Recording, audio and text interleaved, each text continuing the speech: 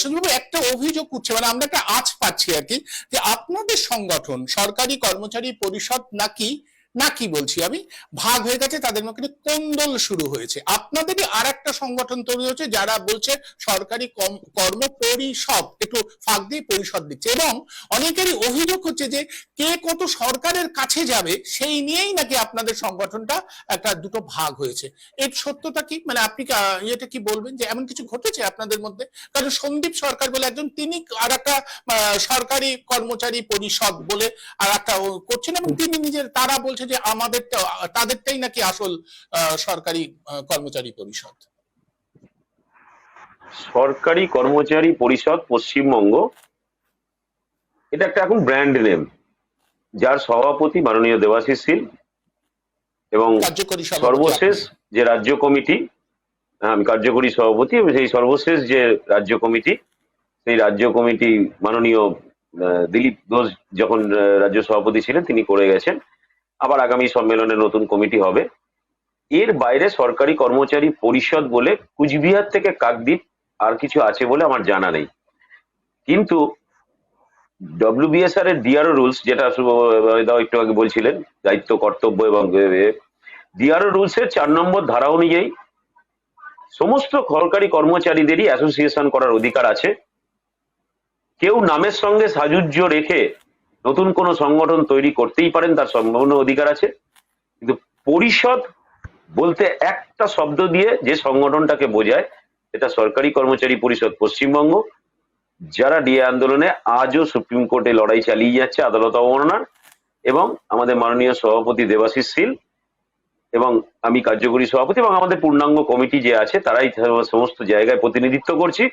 এবং সবচেয়ে বড় কথা, বিগত 1 জুন মাননীয় মুখ্যমন্ত্রী যে মামলাকারী সংগঠনগুলোকে ডেকেছিলেন, এই দেবাশিস শীল এবং আমি প্রেজেন্ট ছিলাম, এবং আমাদের আরেকজন প্রতিনিধি প্রেজেন্ট ছিল।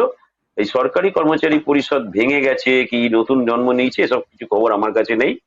কিন্তু নামের সঙ্গে সাযুজ্য রেখে আপনি যে নাকি কথাটা বললেন, আমাদের কাছেও খবর নেই বললে এটা হবে সেই ঝড়ে বালিতে মুখ গুজে থাকার মতো অবস্থা। এটা যদি কেউ করে থাকে বা করতে পারে, তাহলে মানুষকে বিভ্রান্ত করা যাবে না। কারণ পশ্চিমবঙ্গ সরকারে এই শিক্ষিত কর্মচারী সহকর্মী যারা আছেন আমাদের, তাদের উপর আমাদের ভরসা আছে। সরকারি কর্মচারী পরিষদ পশ্চিমবঙ্গ, এই ব্র্যান্ডের আর কোনো মানে শাখা নেই, তার কোনো মানে শোরুম নেই, কি বলবো, ডিলার নেই, একটাই। এটাই মানুষ চায়, মানুষ দেখছে, আমাকেও যারা দেখছেন তার সন্দীপ বাবু আপনাদের সঙ্গে ছিল তো, তার অবস্থান কি এখন? তিনি আছেন আপনাদের সঙ্গে? সন্দীপ সরকার বিগত কমিটির সহসভাপতি আমাদের সরকারি কর্মচারী পরিষদের। যে সন্দীপ সরকারের কথা আমি ভাবছি, আপনিও যদি সেই সন্দীপ সরকারের কথাই ভাবেন, একই ব্যক্তি হন, তাহলে উনি আমাদের বিগত কমিটির সহসভাপতি। এর বাইরে আমার কাছে আর কোনো তথ্য নেই।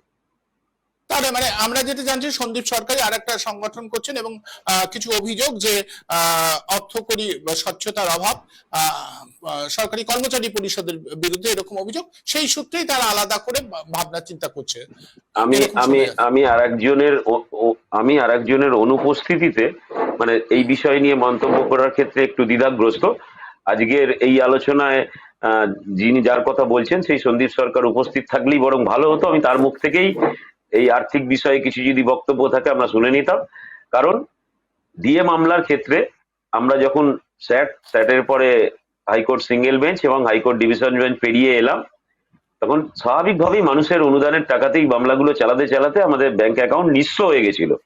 এরপরে যখন সরকার একটা নির্দিষ্ট টাইমকে কভার করার পরে সুপ্রিম কোর্টে গিয়ে চ্যালেঞ্জ করলো, আমাদের আর ক্ষমতা ছিল না মামলা চালানোর, কারণ সুপ্রিম কোর্টের লয়ারের ফিস দেওয়ার মতো ক্ষমতা আর সংগঠনের নেই। তখন আমরা যে মানুষটার কাছে 2 হাত তুলে দিয়ে তা সারেন্ডার করতে গিয়েছিলাম বিধানসভায়, তিনি তখন বিরোধী দলনেতা, তার কাছে গিয়ে বলেছিলাম যে সুপ্রিম কোর্টে চলে গেছে রাজ্য সরকার, আপনি এই সরকারি কর্মচারী পরিষদ এবার মামলায় হাত তুলে দেবে, এবারে আর পারবো না আমরা। তিনি আমাদের সিনিয়র লয়ারের পুরো খরচা দিয়েছেন, দিয়ে তিনি নিজে দিয়ে পাবেন না ভেবেও কিন্তু তিনি হাত তুলে নেননি বা আমাদের এই সাহায্য করতে দ্বিধাগ্রস্ত হননি। টোটাল সুপ্রিম কোর্টের লড়াইটায় যিনি আমাদের সেদিন বিরোধী দলনেতা সরকারি কর্মচারী পরিষদকে আর্থিকভাবে সহায়তা করেছিলেন, তিনি আজকে পশ্চিমবঙ্গের মুখ্যমন্ত্রী। তাই টাকাটা তো খরচা করেছেন সেদিনকার বিরোধী দলনেতা। তাই আর্থিকের কোনো গোলমালের কোনো প্রশ্নই আসে না, কারণ সুপ্রিম কোর্টের খরচের ক্ষেত্রে তারই অবদান রয়েছে। তাহলে তো সেই মুখ্যমন্ত্রীকেই সন্দেহ করছেন তারা। তাই এত বড় দুঃসাহস যখন করেছেন, তার উত্তর তারাই দিতে পারবেন।